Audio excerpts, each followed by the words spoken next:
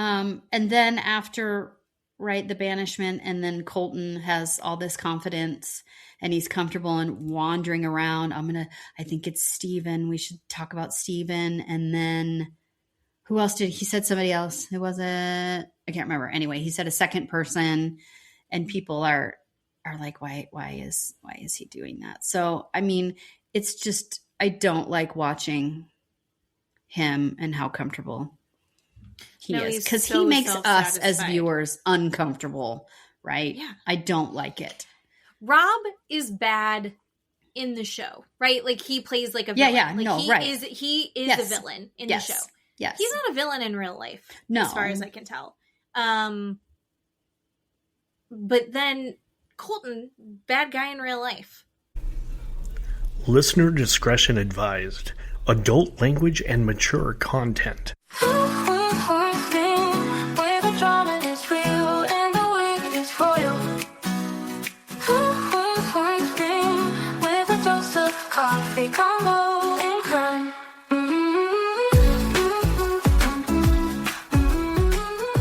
Welcome back, everybody. It is Two Queens, One Screen. I'm Jen. I'm Keeley.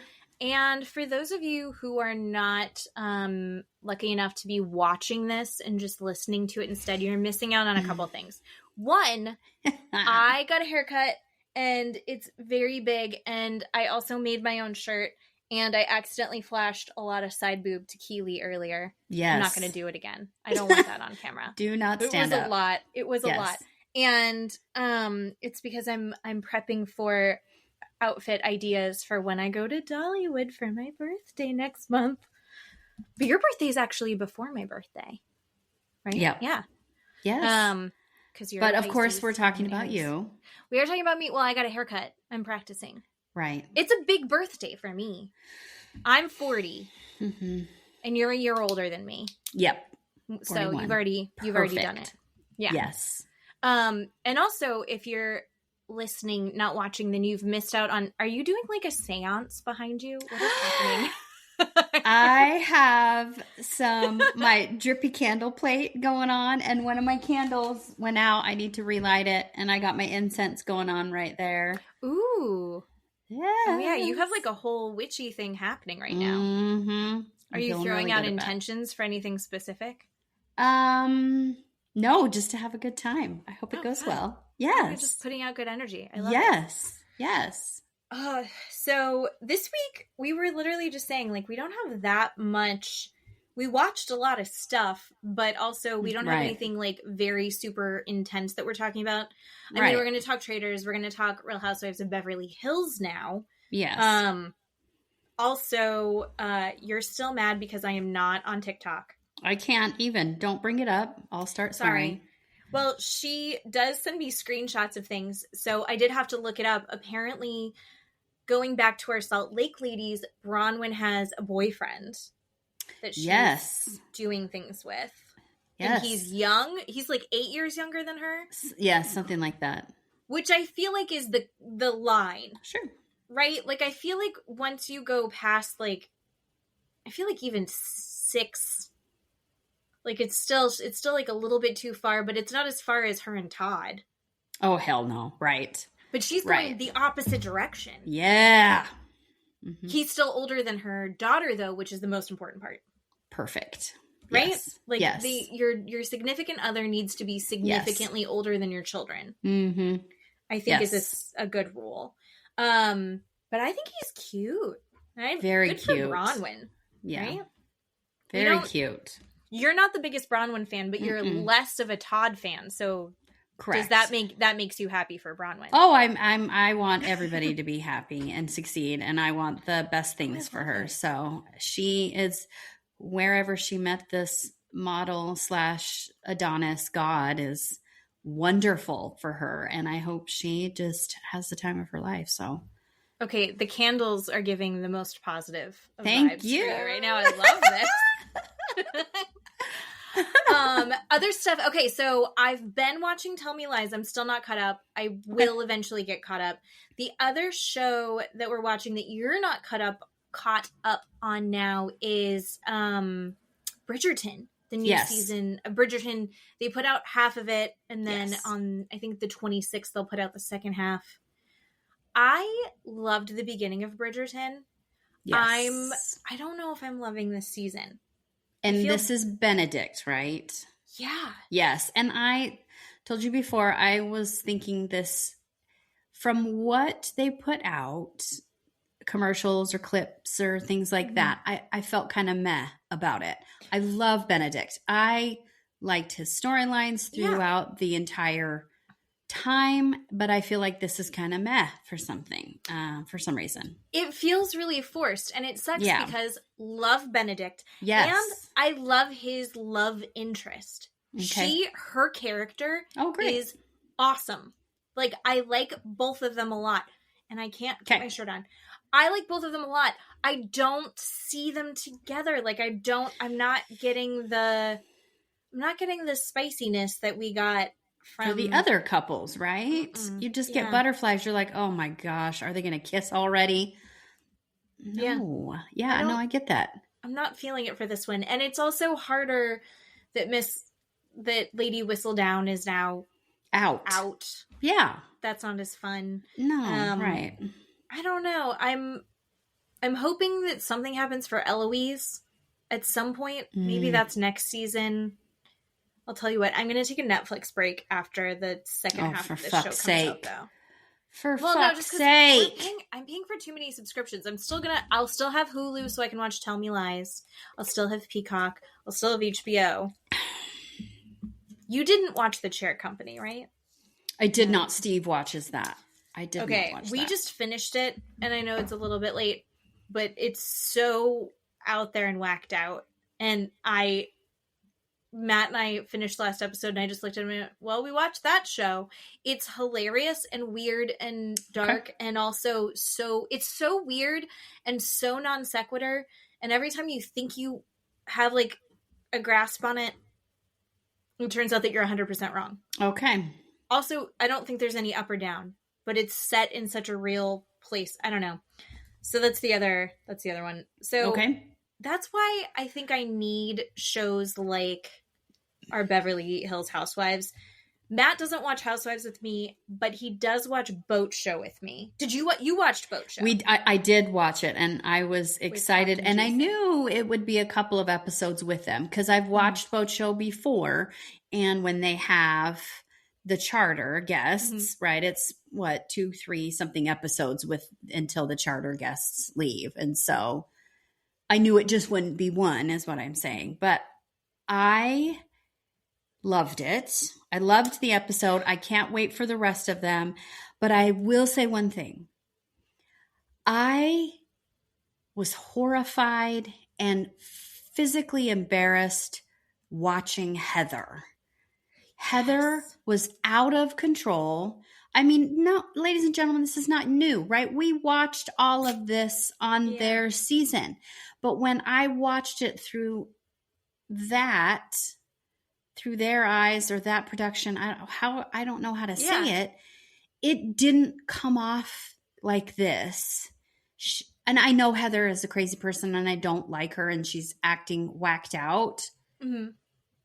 Watching her on the Boat Show, she should be embarrassed.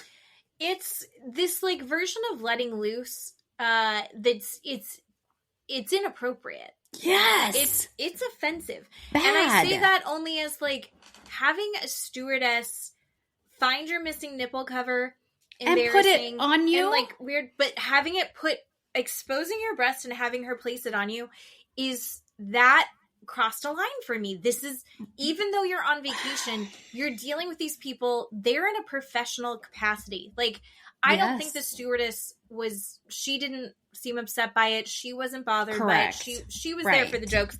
And good for her for having that sense of humor. Yes. But if I was her boss and I had seen that happen, absolutely not okay. I think, should Heather have gotten kicked off the boat for that possibly? Maybe.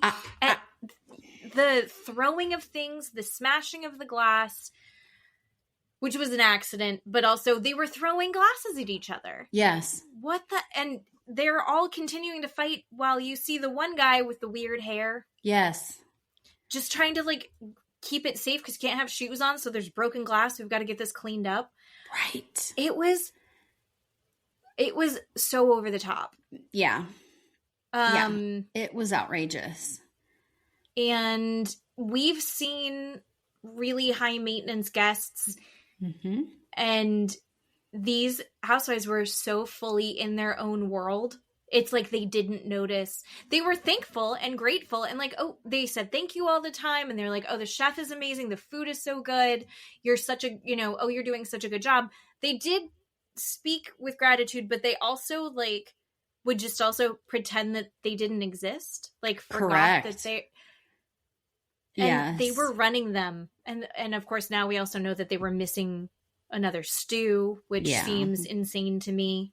So, and then now that we know more about the deck stew hand and Angie having him do her hair seems insane. Even more insane now. Yeah. Right. Although I did kind of think he was gay. And it turns out he's not. My gaydar's not great. Oh, it was embarrassing to watch. As a fan, I'm thinking, how did I not pick up on this when I'm watching the actual show with these people that I like? How did I not get that vibe? It was concerning to me, like of myself. Yeah. Keeley, why didn't you pick up on that? It was just weird. I think it actually kind of goes to show how you get very much into your groove, like as a viewer, exactly what you're saying. It's like, how do people become so self-absorbed, and how do these like Instagram influencers think they're such a big deal, and like that they can get away with this kind of behavior, and it's like, oh, because they end up in their own like bubble, that they genuinely get blinders on for the rest of the world. And I think that's what these housewives did. We did for them when we watched it on the Housewives version versus I love that we saw the Housewives version first. Me too. Right? Yes. So, yeah. More to come on that. Yeah. It was a mess. From the get-go. I mean, getting off of the taxi or the ride to the marina and the dock, right? She was fucking hammered at that point, screaming about she's the primary. And I mean, just... it was outrageous and embarrassing to watch. I didn't like it. It wasn't funny. It wasn't cute. I wasn't going, oh, that's just Heather. No. I mean, I think you could have a wild and crazy time and not be an asshole. Yeah. It's kind of like where I'm at. Matt was genuinely horrified by Bronwyn's outfit getting on the boat. Oh, the yellow. No, sir, that floaty. is fashion.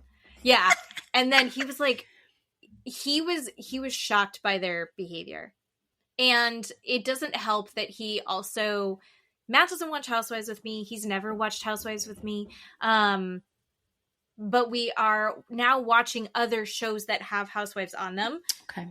Boat show, and then we've also watched Traitors, but he doesn't know these housewives, so then he sees them behaving the way that they behave on Traitors, and he's like, who the fuck do they think they are? And I'm like, well, that's Lisa fucking Rinna. Yeah. Does what she wants. Yeah. Do you want to talk about Traitors first? Sure, we can jump into Traitors. Traitors was this supposed best episode of all Banquet situation, which can I just went for me. It was 2 thumbs down. Oh. The Banquet was 2 thumbs down. The Banquet was 2 thumbs down. Yeah, that's what I mean. It's the end of the Banquet and then the aftermath that for me I thoroughly enjoyed. I did too. And I was just waiting. I'm waiting for somebody's going to pull somebody else's hair and they're going to get on top of the table and roll around and start punching. No, I don't know what they filmed that we didn't get to see. Maybe that's why he's like, this was the greatest thing I've ever seen. I don't know. I think it was just Yam Yam screaming. Oh, okay. I guess that. Yam Yam screaming. It was Lisa. Oh, she kissed me. And she's like, oh. I think that, like, this is exactly the way that this is playing out. Last season, it was traitor versus traitor in a real way. And I didn't think that we were going to get that this season. And now Rob has just totally done it. Rob, I wrote down Love Island Rob is back. Yes. If you don't know Love Island Rob, he was a total and complete douche. Remember when he cried? Remember when he started crying and he went into the pool and went underneath, but like the camera, he thought he was hiding, but the camera could still see him. But I mean, none of what we have seen on the Traitors was on Love Island at all. And yeah, he has reared his ugly head that way. It's upsetting. And I'm not upset. I love it. You're upsetting. Upset? It's upsetting because now I don't know which of those people is the real Rob. Which one is genuine? Is the person that is hanging in the background, being strategic, watching and listening, playing the game really well? Is that the real Rob, right? The person that you can count on, and the person that will keep your secret, and the person that you feel comfortable being around? Or is it the Love Island Rob, where he is saying things like, anytime there are two different versions of the same story, someone's lying, and everybody, let's talk about Lisa. Like, why would you say that? And what are you talking about? You know, what is going on? That person, is that the real person? This manipulative, backstabbing, douchebag creature? Like, I don't know what this is. Did you watch Candace on Watch What Happened Live with Andy? No, so it was good. It was good. I just saw a couple of parts of it. Okay. But she said the exact same thing. She said, you know, because Andy confronted her and said, you know, your vote for Rob at the round table at the banishment.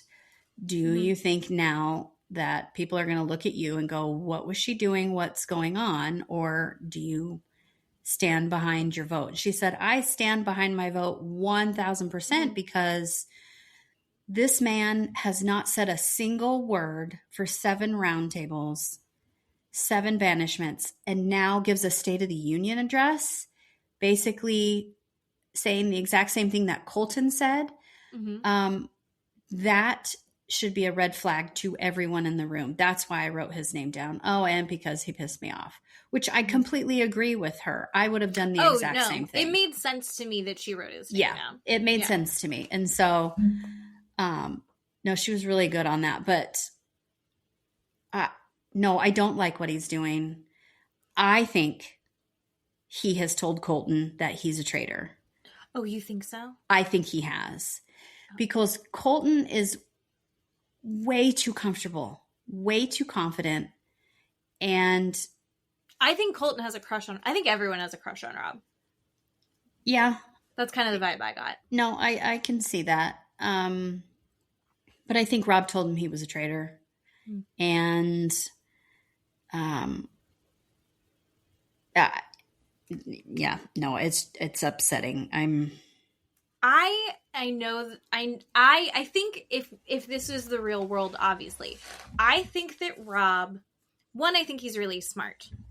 And I also think that he has a persona that works for TV. I really do.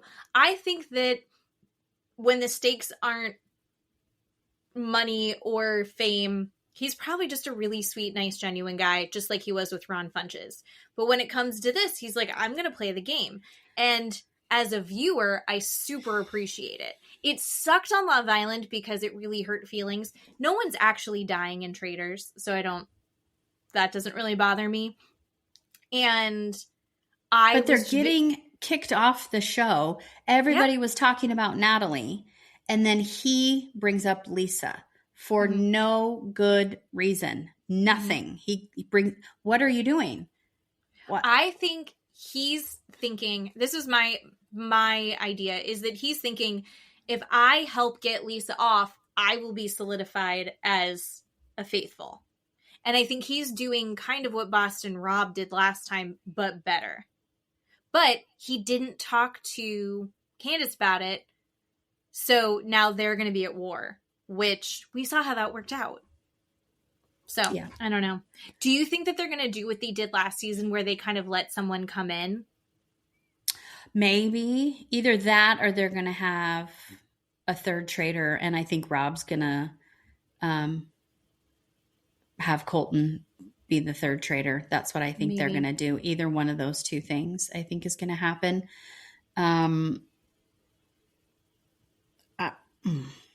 I don't watch these shows, I guess, necessarily like you do, where I go, I really like this person for how they're playing the game. I watch a show and I decide I like you, I don't like you, and I like you, and I think that's a good idea. I don't intellectualize this show or any show. And that's why it bums me out when people act crazy and go off the rails. And now I don't know who you are. I don't know what kind of person this guy is. Like, I think we were both excited to go, oh my God, we love Rob. And now we're like, no, we can't love Rob anymore. Like because it was like a big turn. So you feel like you can't like him anymore. Well, I went into the show going, I don't like this guy. I want to see what he's going to do. That's what I went into the show like. Mm-hmm. And then he, for 7 episodes was playing the game really well. And that I thought, okay, he's going to win this thing. Mm-hmm. He's not playing the game really well, I don't think, anymore. I don't know what happened. Something had to have happened. That's why I think he told Colton he was a traitor. Something had to have happened. I believe that you can't have something with nothing. Like, that makes zero sense to me. So I at least am looking forward to hopefully him double crossing Colton. I want Colton out so bad. Like, there's nobody that I want out other than Michael Rappaport. I just desperately want Colton kicked off more than anybody. I was bummed to see Lisa Rinna go because I love Lisa Rinna. I think she's great on television. I just like seeing whatever wacky things she's going to wear and how weird she is and just happy and free. And so I was bummed to see her go. Matt hates Lisa Rinna. He did not enjoy her at all. And I was like, Steve doesn't like her either. And he didn't watch Housewives with me when she was on it. So he doesn't know, like you said, about her. But he didn't like her at I might all. have to give, maybe we put together like a crash course of like the bunny and her just saying Harry Hamlin all the time. Right. And her dancing, her bag of pills. Yeah. Yeah. I get it. So I get it. I don't know. I was a little disappointed that Johnny voted for Lisa because I thought for sure he was going to vote Natalie because he's been pushing Natalie the entire time. No, I was shocked. Yeah. I was shocked. I genuinely thought, is it Natalie? The Survivor girl. Mm-hmm. Is that not? Okay. That's Natalie. I thought he was going to vote for her. Yeah. Because her slipping up, and this has been the season of people accidentally saying when we killed. Yeah. Faithful saying when we killed so-and-so. It's like, you didn't though. Yeah. I thought her saying that in front of other people, especially she said it in front of Tara. Tara and Johnny are like best friends. Yeah. So I thought he would vote with Tara and then Natalie would be out. So when he voted for Lisa, I was really surprised. Yeah, I was very disappointed in him because I very much like him. And I want to see more from him and Tara. And me too, because their friendship is so fun. I'm so excited about the Olympics. I never care about the Olympics. I just want to watch them together watching skating. Right. 100%.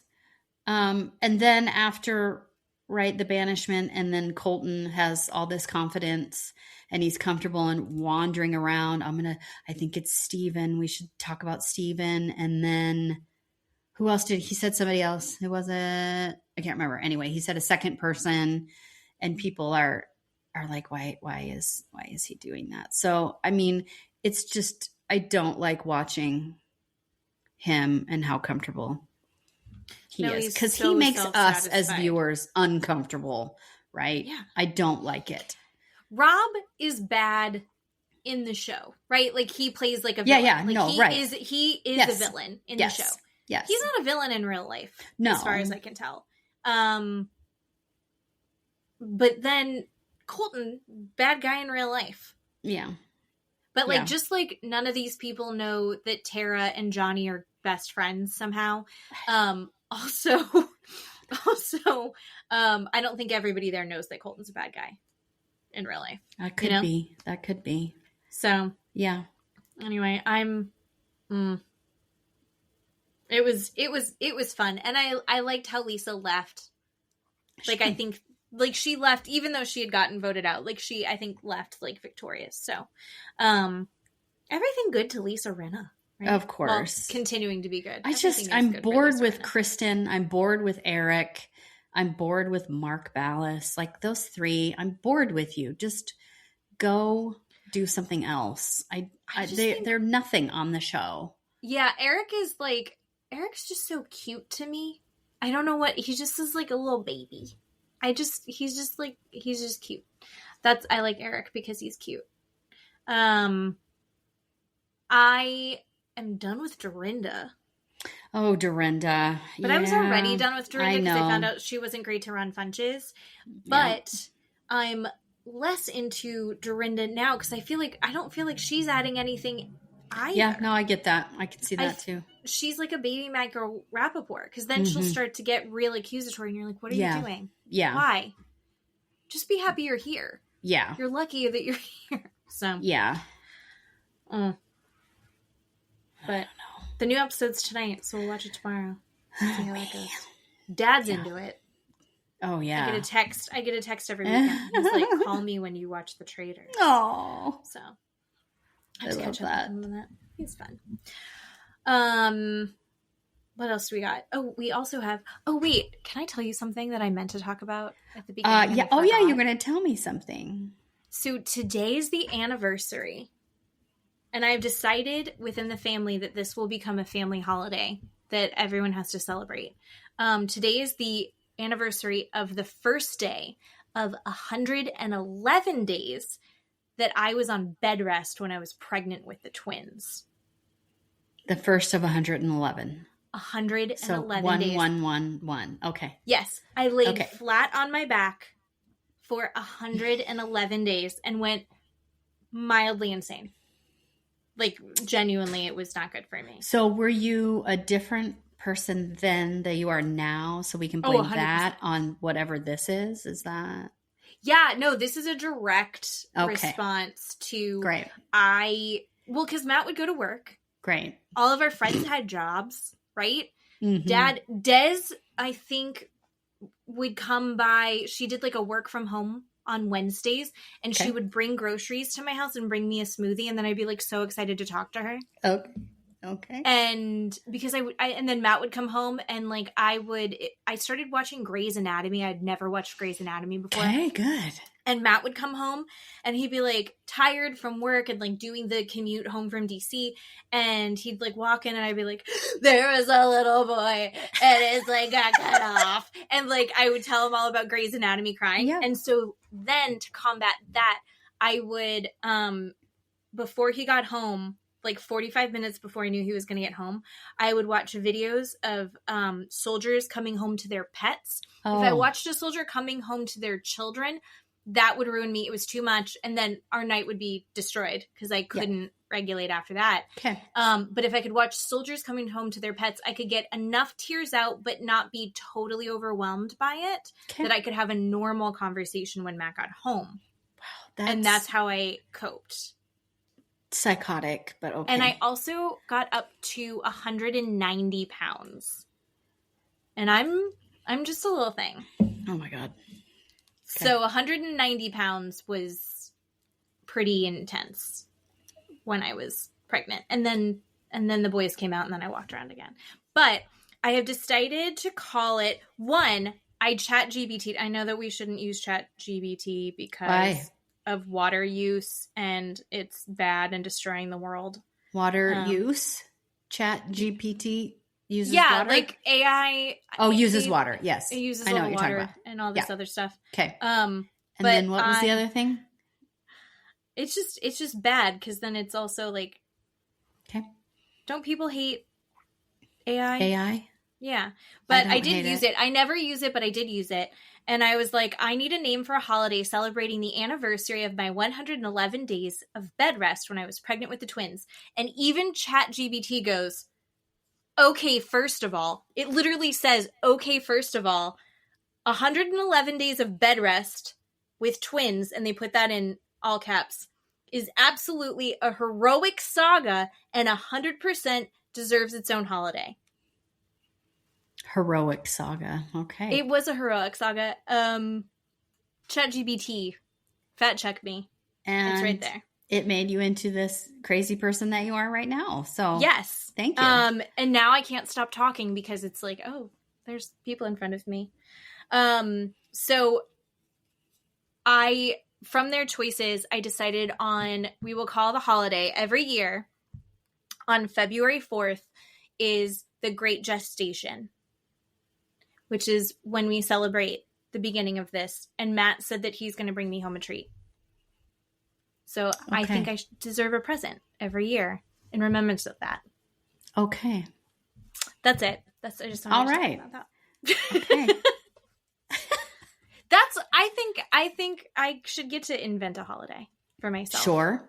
Of course, because it's always about you. We've figured that out. We know and we've moved on. So but we do have to circle back and mention it every now and then just to remind everybody if you I do want to make sure that people know. Right. Yeah. If you weren't paying attention or didn't write it down. So now you can. February 4th, everyone. Feel free to send me a treat.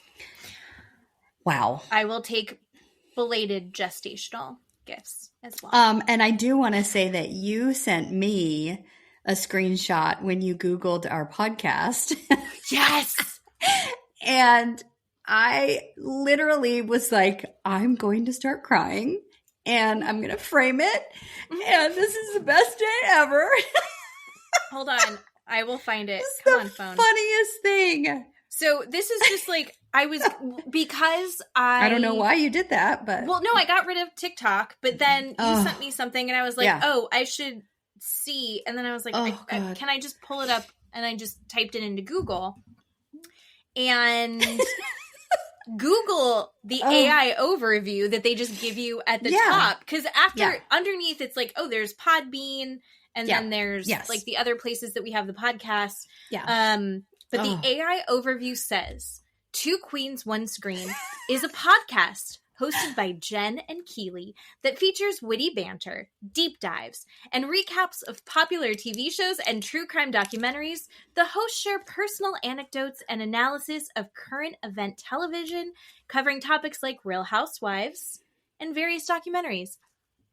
I'm so proud. Look at us. We have an AI overview that's pretty accurate. And it's pretty accurate. And I feel so proud.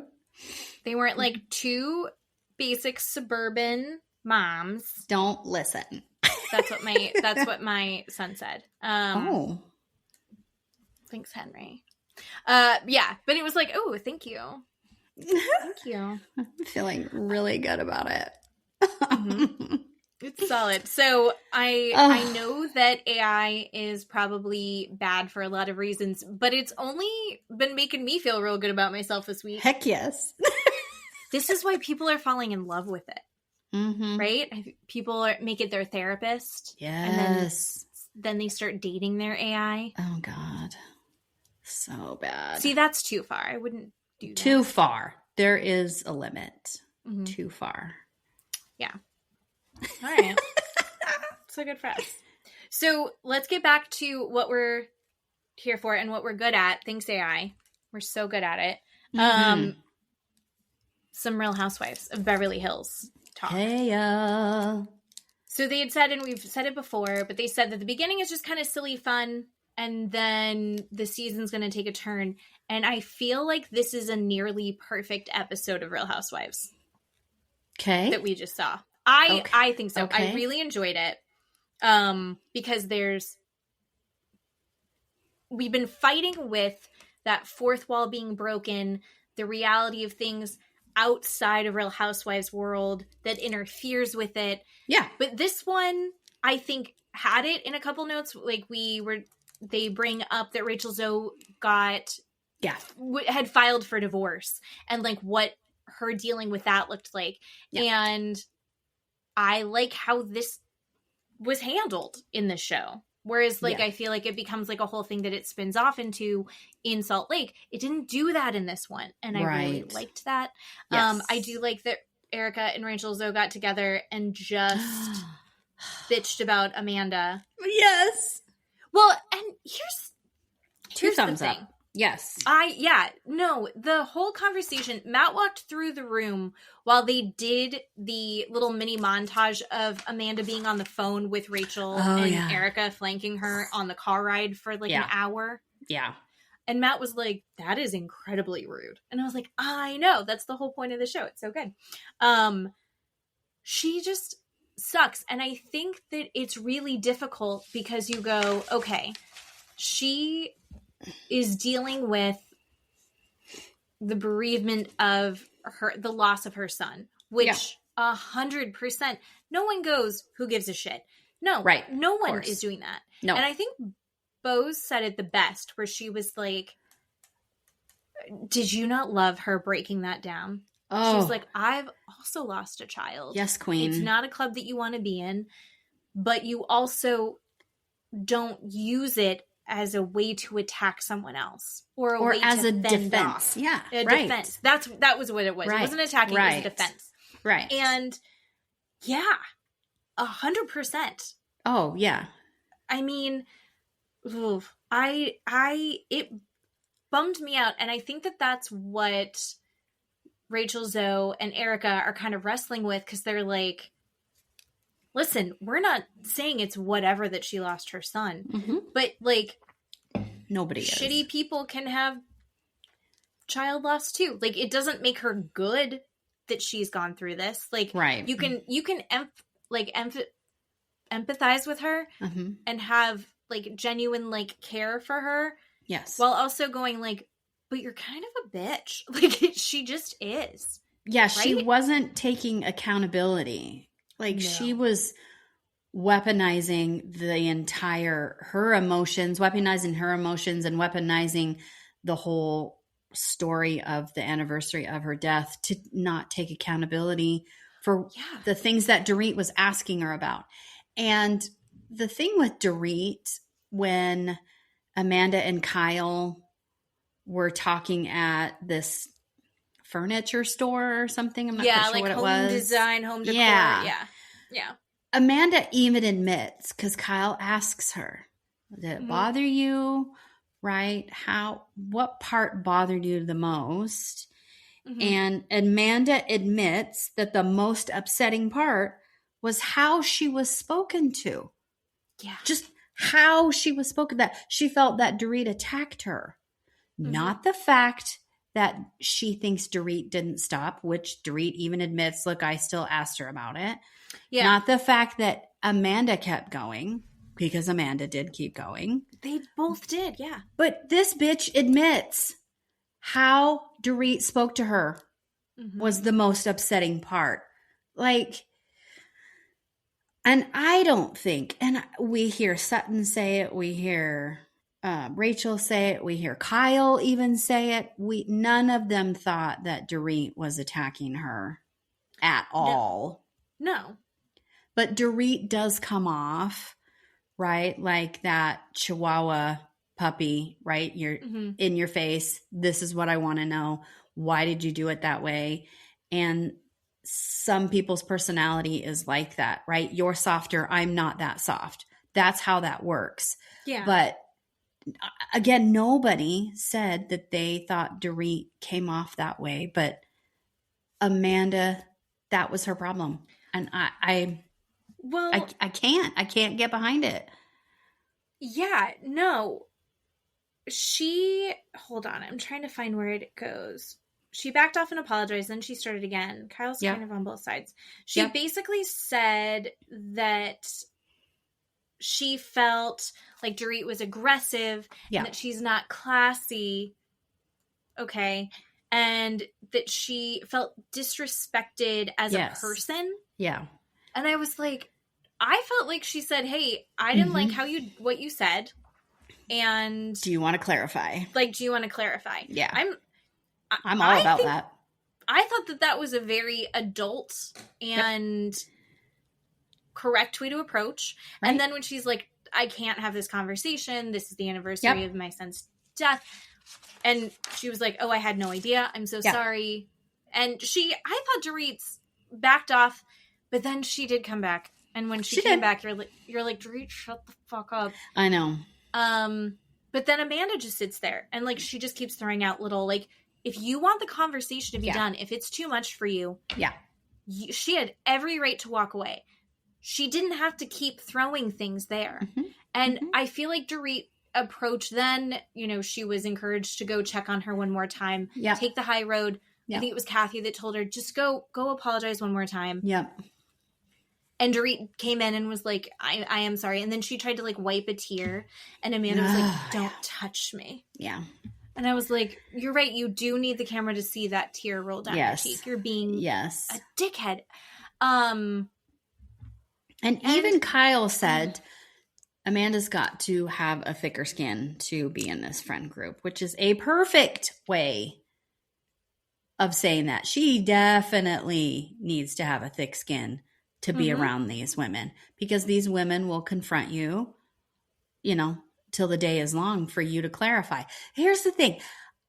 Dorit's never been through a divorce. So if someone is saying, I think what you're doing is going to have damaging consequences, maybe you could go, okay, clarify that. If I should back off on saying things, or I shouldn't say them in public, whatever. Like if someone's giving you actual information that you can go, okay, maybe I'm going to think about that.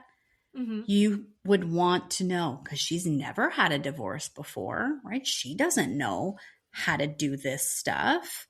Right. And I mean, I think now is like a different world. One, she's a housewife, so what she says is public and it's everywhere, and people are writing about it and talking about it. We're talking about it. And then also just like social media. Like when my parents were getting divorced, they weren't worrying about like, did someone talk shit about the other one on Facebook? Yeah. Right? Like it's not a thing that used to exist. So it is, it maybe would affect things differently than, there's nuance to it, I think. So I think I think Amanda saying that when she initially said it, I think it was a valid thing to say. I don't think that she was saying it I didn't take it initially as a, like, I don't know what the word is, like, shitty thing for her to go, like, I don't know if she should be talking about it so much. I think that's like a valid point to make. Any of the women could have said that, honestly. Anybody could have said any of them. Granted, Kyle stirred the pot. Kyle, here's the other thing. Kyle stirred the pot. Kyle said the little things. Kyle was like, Dorit's coming to dinner. Are you okay? Here she comes. Yeah. What do you think? Like, Kyle is a perfect housewife. This episode, it was like, this is exactly, she is making good TV. She is forcing conversations. Yeah. She's getting people to say things. Yeah. She also went to Amanda's house. Oh, God. I like genuinely teared up. Kyle has completely won me back. I wasn't like not a Kyle fan. I've always loved Kyle. But there are times where you're like, oh God, Kyle, like you don't have to be doing this. And I was like, nope, she's perfect. She's doing it. She's doing the show exactly how a housewife needs to be in this show. There's a reason she was there in the beginning and she's made it all the way to now. And she's still like the star of the show, in my opinion. And when she was walking through the house with Mauricio, and then talking like, oh, Portia used to do this, and oh, this is where we used to do this, and that was the desk. And like, I will say, I will take back some of what I said about how I didn't like what Amanda's done in the house. There are some parts of the house, that kitchen, I love what the kitchen needed to be updated anyway, but I love what she did in that kitchen. I think the kitchen is so good. And like a couple of things she kept, and I thought that was really nice. I hate that she got rid of the checkerboard floor and put in wood. Yeah. The wood's beautiful. Yeah. But the marble checkerboard, you're getting rid of that? It's so amazing. Okay. But anyway, but watching Kyle just break down, and she wasn't expecting to break down. I thought all of that was so genuine. And then her going like, I don't, like, what would have happened if we had never left this house? Like, we shouldn't. And then he was like, yeah, what if I had never taken you to that other house that one morning? And she was like, we thought we needed a bigger house. Bigger is not always better. And did you see her on Watch What Happens Live? I didn't watch any clips of that one. Okay, so she was talking, I actually watched that episode just because it rolled over and I was there. She was talking about how she had that kind of like crying breakdown moment. She said she sobbed for 2 hours when she got home. They moved out of that house in 2018. And then they leased the house to different people before it was bought by Amanda in 2022 or 2023. I can't remember. And this right after they moved out of that house and into the new house, that's when they got robbed, and they stole all of the things, all the really sentimental things from her mom. And it was, obviously they felt so safe. And then suddenly you don't feel safe in a house that you get robbed in. As someone who's had their home robbed, you don't feel safe in there ever again. It's awful. And then everything happened with Mauricio, and everything changed with the girls. And it's also like all of her girls are growing up now. And so she's like, what would have happened? Because I don't think that she totally wants to be cut off from Mo either, because she was talking about how they had gone on vacation together and she felt invisible on this family vacation. They're all together and he's like not talking to her and not interacting with her. And it's like, well, you're divorced now. Like, you're not husband and wife anymore. They're not divorced. That's the whole thing. They're not divorced. So they haven't filed yet, but they're living this totally separate lives. And she's like, I feel like the limbo that they're in is so weird and uncomfortable.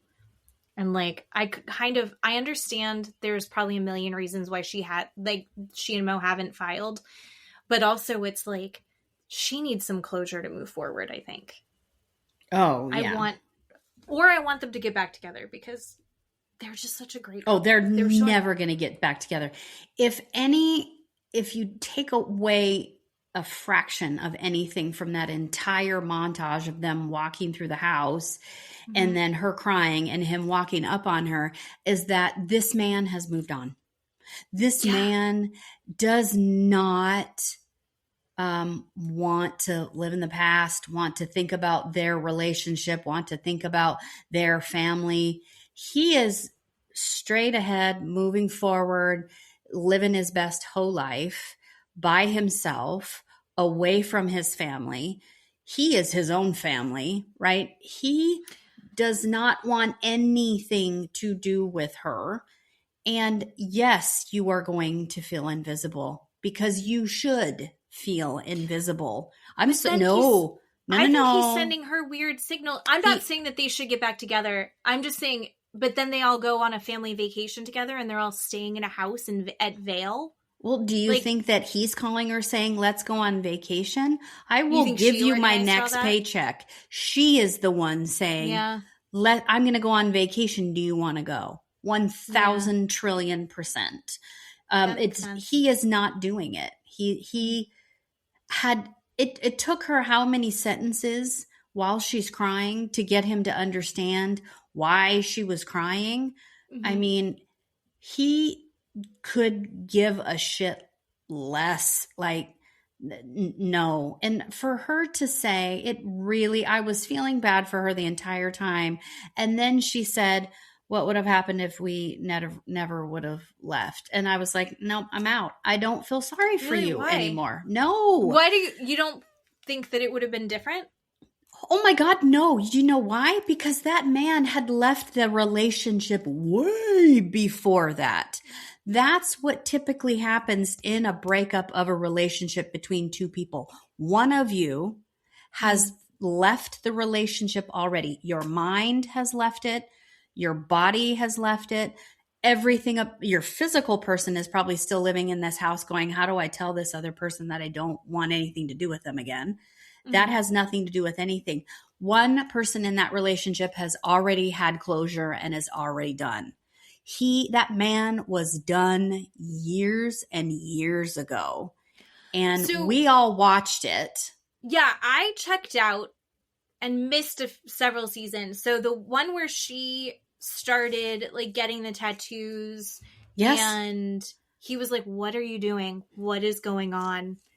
And so I missed that chunk. Do you think what was that? Like, did she check out for a while, or did he check out and so she was like acting out? Like, what was that? Yes, I think the second. I think he has checked out and now she's acting out, like this whole Morgan Wade thing, right? Getting tattoos and hanging out with Morgan. And then there's these stories that, she is now a lesbian and all of these things, which that is kind of a non-point, right? That's not even the point of the whole thing. But the point of it is he has checked out. He checked out a long time ago. She has not checked out yet. She doesn't have closure. She hasn't made up her mind. What she has made up in her mind is we're still together. And I don't know why he doesn't love me because I love him. I don't understand that. And that is really sad to watch, but it's also give me a break. Like, what do you need a house to fall on top of you to get it through your head that this man has been gone for probably 10 years, 10 years at least, because they've been this weird divorce for 3 or 4 now, and it was inching up the entire time to that, right? Being seen with other women, going out all the time, never knowing when he was going to be home. We saw those episodes where he's in London with PK or in Saudi Arabia or whatever the hell he's doing for a month at a time. And she's like, are you ever coming back? No, the man was checked out then. Absolutely checked out. Yeah. No, if you would have stayed in that house, it wouldn't have mattered. Because he was gone already. The man was gone already. I mean, if her children can move on, come on. You have got to look at your kids and go, if my kids can be this strong, I need to figure something out. No, I didn't feel sorry for her. And I continue to not feel sorry for her. I think it's because I maybe missed some of it, but I'm like, I didn't see their relationship fall apart. Oh, yeah. Stopped watching before that, and then I jumped back in. He showed up to that dinner where Dorit was literally in the middle of saying to her, she goes, she's like, do you think that the reason you haven't filed is maybe that you two might reconcile? And he's like, hi. Like, literally, she said reconcile, and he was there. Yeah. And it was like, oh, how crazy is that? And I was kind of thinking the same thing.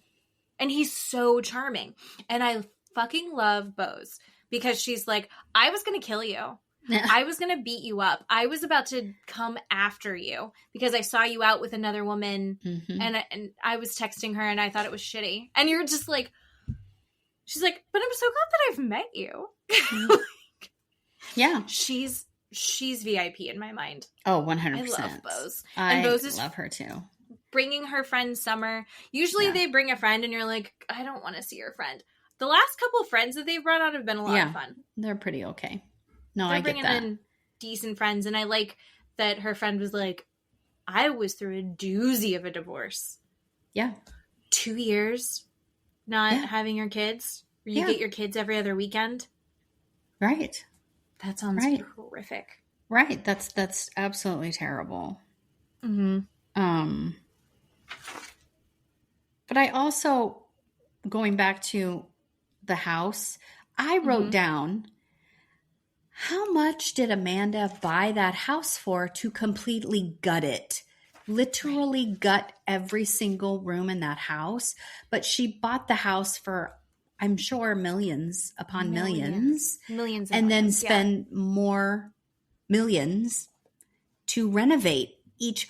That is not cheap. There is no way that is cheap. And that makes zero sense to me. Just buy or build a house. Just go build your own house. Well, going back to what Rachel Zoe and Erika were saying, Rachel Zoe's like, she reminds me of a Pan Am stewardess, where she's sitting there going, how do I need to react to this? How do I? And then at one point when she was out with Kyle was like, well, you seemed in that interaction with Dorit, you seem very calm, cool, and collected. And she's like, yes, I'm very grounded.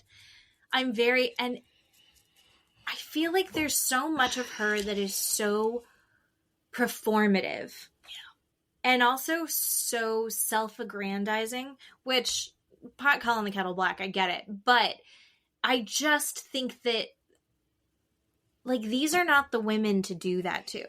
No. Do it to the women that you're selling your classes to, right? Yeah. Those are the women who are going to be interested in this. Yep. You know who doesn't give a shit? Jennifer Tilly. Right. Erika Jane. Yeah. Kyle. Like, pick a better crowd. No, agreed. Ooh. I find her very performative. I find her very manipulative. And also, I think she's probably surrounded by a bunch of yes men. Yeah. Because the way that she was talking about the conversation with Dorit, you would have thought that Dorit was screaming at her and said, I don't give a shit that your baby died. Or, like, you know, something horrific. Right. And I was like, when she's talking to Kyle, and Kyle's like, it's okay to set a boundary. And she's like, I will set a fucking boundary. And you're like, you need to, no one, that was not that bad.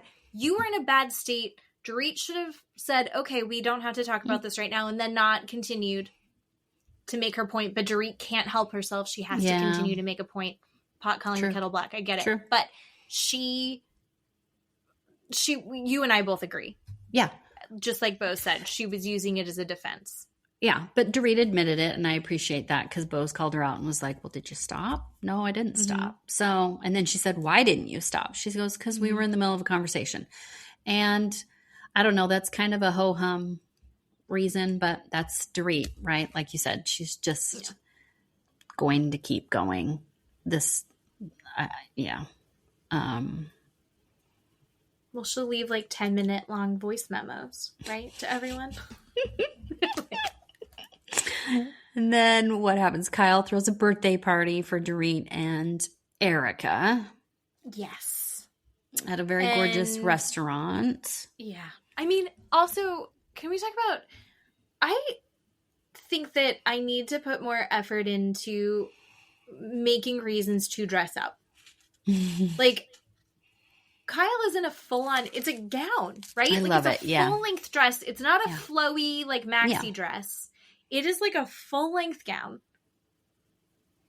And she looked great. She looked incredible. Erika Jane shows up in, what is it? They called it the 80s Aliyah moment. Yeah. Like, just denim, giant shoulders, big bouffant hair. Like, fantastic. Jennifer Tilly is a rainbow. Beautiful walking dress. In. And her purse that looks like a little strawberry. And Sutton with her hair up. Gorgeous. So good. Yeah. So good. The whole thing was so cute. And also we have to talk about Sutton, because there was very little Sutton. And I'm on like a Sutton hate tour right now, because I didn't like before. But at one point Jennifer Tilly was talking about things, and she goes, well, the road to hell is paved with good intentions. And Sutton then corrects her and goes, I love it. No, why would you pave the road to hell? they're paving the road to heaven with good intentions. It's like, no. Jennifer Tilly was correct. It's about how, like, you mean well, but you put yourself. So which one is it? Did you Google it? The road to hell is paved with good intentions. So, like, you mean well. You've got why good would intentions. Sutton say it's heaven? Because she said there's no reason to pave a road to hell. So she doesn't know. She just doesn't know the saying.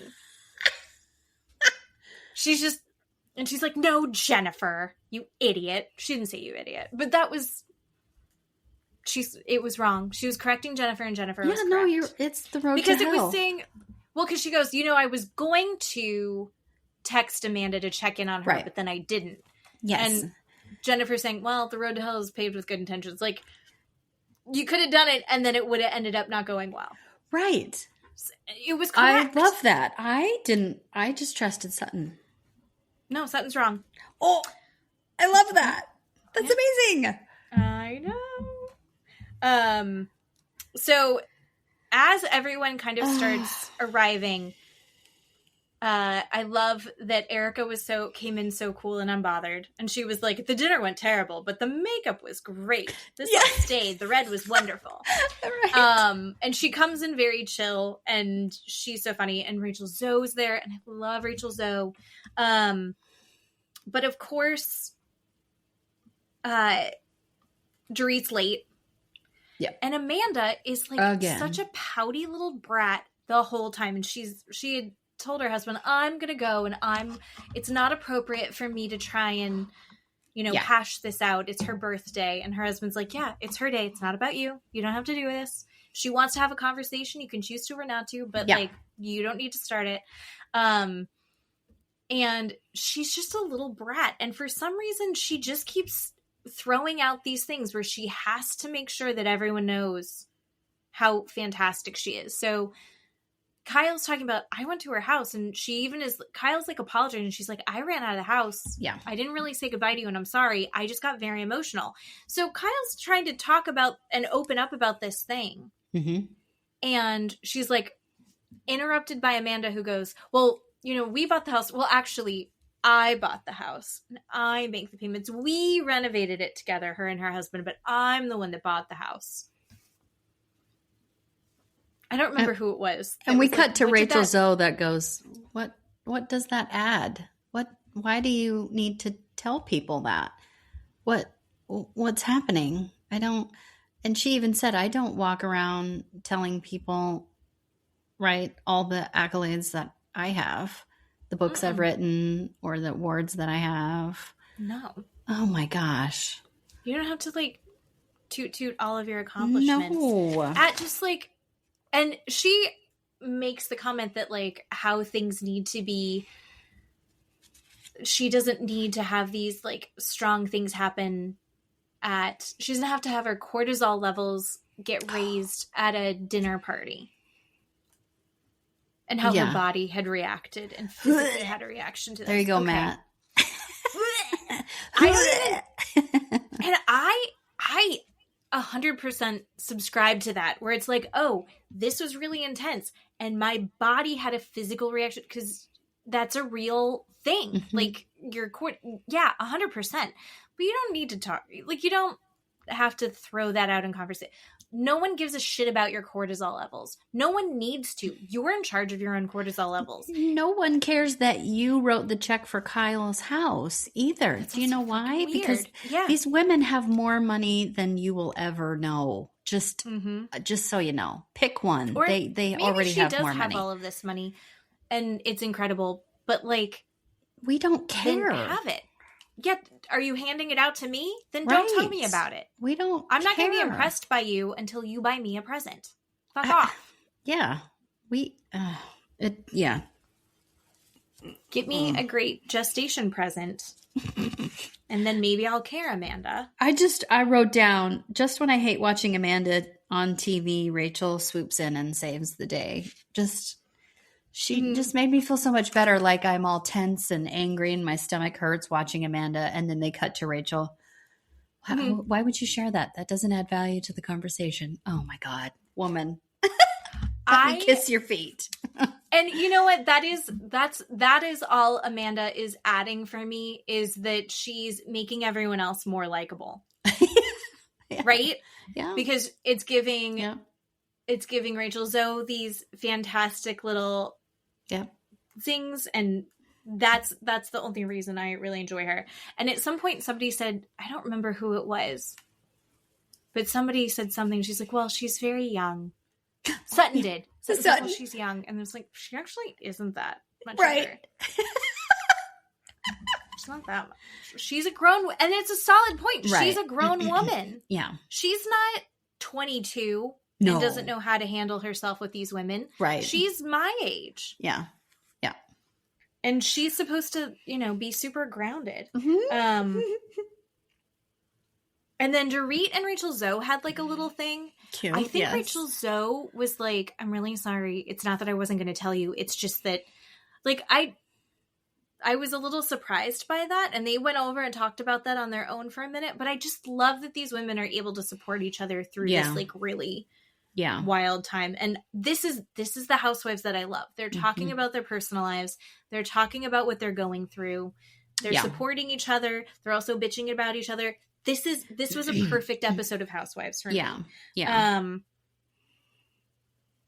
And I also really loved that Kyle. Here's the other big problem that we have with Housewives is they have these feuds that last forever and they can't get over it. Yeah. Well, Kyle and Dorit had a huge falling out that I didn't think that they were going to get past. And now Kyle's like, I want to repair things. I'm trying to do this. And Dorit sees it and goes, she's putting out this olive branch for me and she's accepting it and she's trying to move forward. I love it. This is what Salt Lake could take a page out of their book. Yeah. You've got to accept and move forward and move on and try and repair their relationship. That's as much fun to watch. Oh, yeah. Right. Is watching them reconnect. Right. Well, I love it so much. Yeah. And then Dorit, as they're sitting there and they're having their dinner, Dorit turns to Amanda, who has been a pissy little bitch, got up and walked away. Oh, yeah. Because she, like, couldn't handle it. Yeah. I thought she was grounded and centered and could handle her shit. And apparently she can't. Kyle gave that really sweet speech, which I loved. Like, A+ Kyle. But when Amanda comes back, Dorit goes, I'm so glad to see you. Like, I'm so glad that you're here. I'm glad to see you. I do want to clear the air. Yeah. And, like, I'd love to have a conversation. And Amanda's like, do you want to go somewhere? And Dorit's like, no, we can just have it right here. Perfection. Yep. Like, why? Why would we need to go somewhere else? That's power. Those women were at the other party where Dorit did go too far. But also we saw how Amanda behaved. And Dorit's like, yeah, we can have the conversation. I think that's, like, such a fucking power move. Oh, God, yeah. Yep. Right? Like, I'm comfortable. I'll own my shit. But you have to own yours. And I think that that's the same thing where, like, and I know you're going to hate me for saying this, where Meredith wants to have the conversations alone, just the two of them. It's like, no, if we're going to hash it out, we need to have it in front of everyone so no one comes back and goes, well, this is what she said or this is what she did. Because I feel like we've already watched Amanda roll this into something that it's not. Spin it into something that it's not. Yeah. Yeah, and then she's like, no, I don't need to go somewhere else. And then Amanda's shitty line is, I need to be able to go to a dinner party without being verbally accosted. And everyone kind of reacts to that. Oh, because again, did Dorit continue to talk about it when she had just been told, like, hey, I can't have this conversation right now? Yes. I don't think verbally accosted. I don't think that she was attacking. No. I don't think that she was aggressive, as she said. And Dorit goes, do you feel that I verbally accosted you? And she goes, well, that's how I experienced it. Oh, and Boz is like, oh, I guess she looked that up on the internet. That was, I hated it. I hated it so much when she said that. So I'm hoping that this dinner party, I'm sorry, Kyle, I hope that this dinner party blows up. Yeah. Because if I was there, I would have a hard time not like it would be like watching professional wrestling. Well, like right. I would be screaming. Why would you want to have a one-on-one conversation with a person that says things like that? She gaslights the shit out of people and then uses these words like verbally accosted. And, you know, Dorit doesn't feel like she verbally accosted. Like I said earlier, none of them feel like that. And even in the store, when she said it the first time, Kyle was like, huh? Really? Like she even made a face. And I did you look up the definition of verbally accosted? I didn't. Did you? I did. Okay. And I wrote it down. Here we go. Verbally accosted is to be approached and spoken to in an aggressive, hostile, or threatening manner. It involves a confrontation, usually unexpected verbal attacking, such as yelling, criticizing, or taunting. Example, quote, she was verbally accosted by a stranger on the streets who started shouting at her. I don't think any of that happened. None of that's what happened. So, None of that's what happened. But I would not want to have a one-on-one with someone who does that because you just end up talking in circles, right, with that kind of a person. Sure. Because she clearly thinks she's better than all of these women, which what? Yeah, or she needs to feel as good as, if not better, like she's trying to feel like that.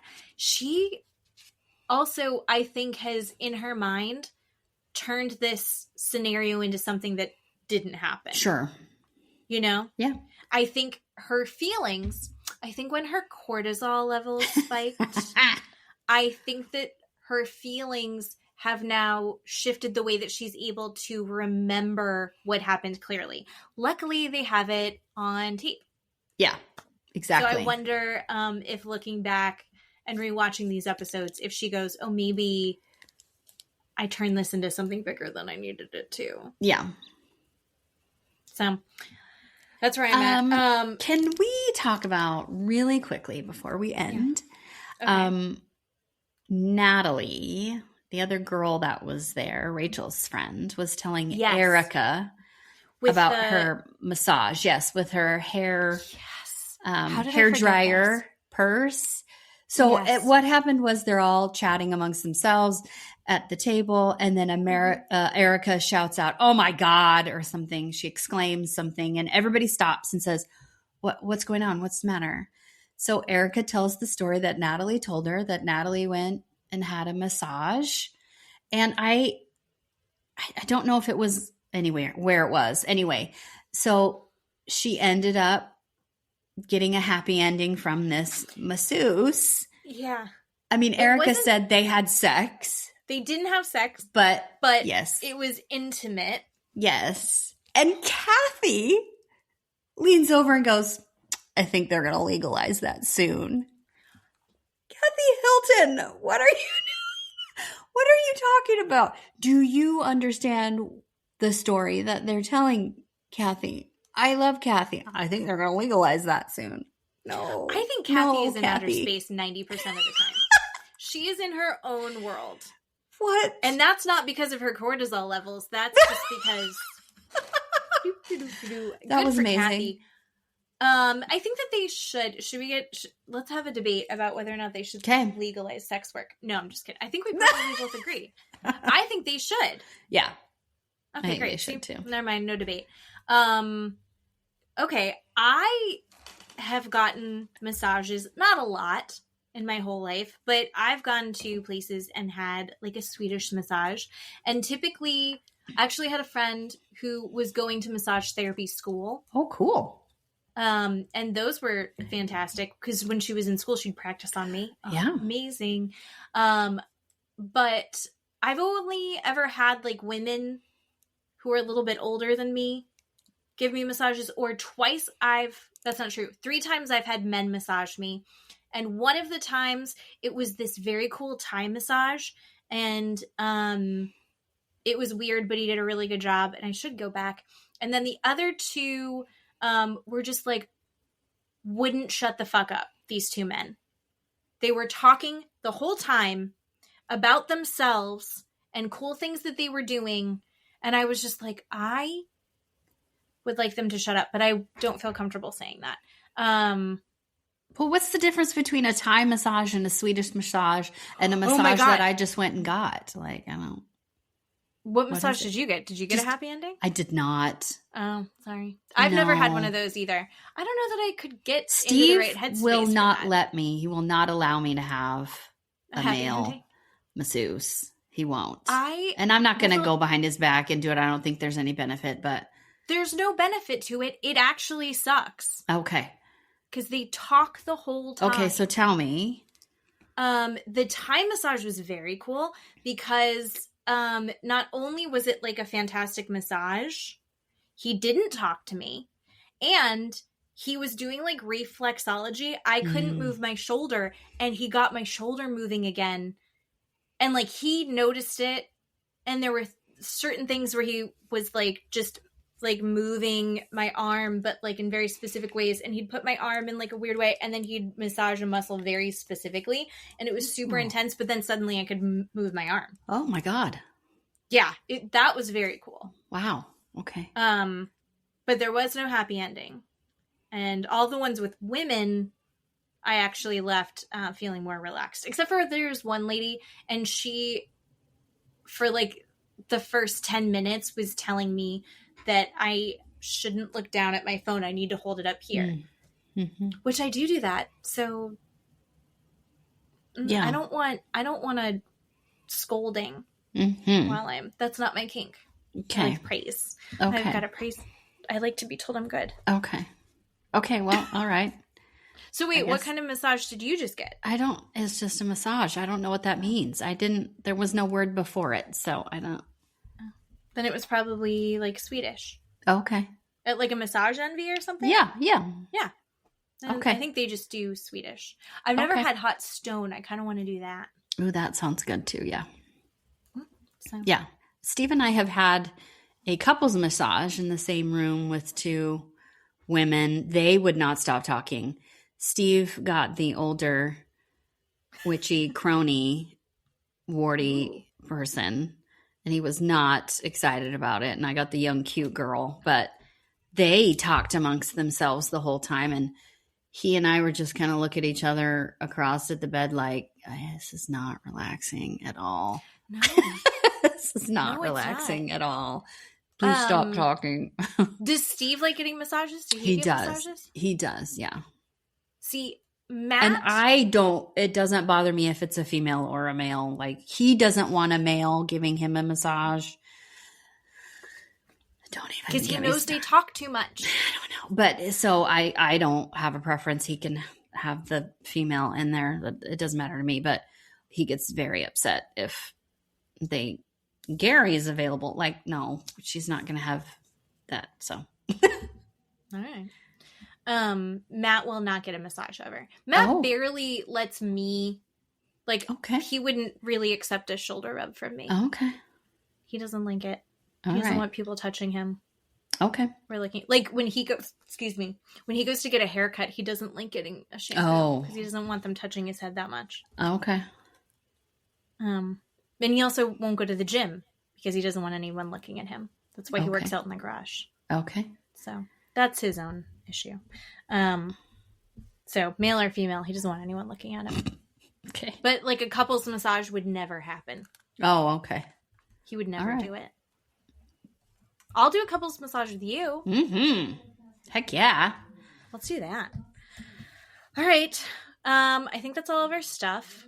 That's all we have. That's all we have right now. The ballet is going to start soon. You sent me that video excited. But they haven't given us a drop date yet. And it looks like we're going to get a lot of Lala and a good amount of Tom Schwartz. Yeah. I'm excited for it. Yeah. I'm excited to see Michelle being like a little bit wild. Yeah. And more fun. Because you and I were both like, she's just like so... And now I think we're going to see her fun and fancy free. And I think that that's going to be the side that everyone's like, Michelle's great, we love her, and it's like we're gonna get to see more of like what everyone loves about her, and I'm excited for that. I hope so. So it should be good. Although they haven't given us an exact date, they just say soon. I know. In the spring. I know. I hate that. Give us a date. Mm-hmm. Why don't you just give us a date? Do they not have this planned? I don't know. All right. Well, I will continue to watch Tell Me Lies. You continue to get on to Bridgerton. Let me know what you think of that. Okay. And we'll be back next week to talk about everything that we watched. Yay. Yay. Thanks for doing a podcast with me. I love you.